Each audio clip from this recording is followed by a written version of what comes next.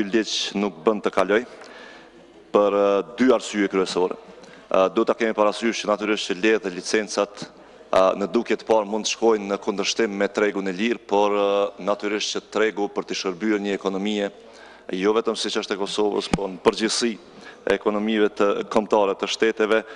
duhet të jetë i rregulluar. Dhe natyrisht që tregu i rregulluar do duhej që të orientohej ka nevojat e shoqërisë për zhvillim ekonomik e jo ka nevojat e tregut, siç ndodh në Kosovë. Mirë po, do të pashtu ta kemi parasysh që duke e parë parasysh mënyrën se si funksionon kjo qeveri, edhe duke e pas parasysh se cilat janë qëllimet e kësaj qeverie, atëherë çfarë do rritje e licencave,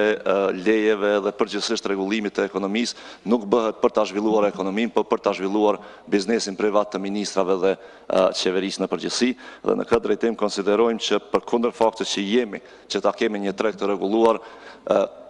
tregu që synon kjo qeveri ta rregulloj është në fakt synim për ta kontrolluar atë treg për të mirat e tyre personale. Prandaj edhe jemi kundër kësaj.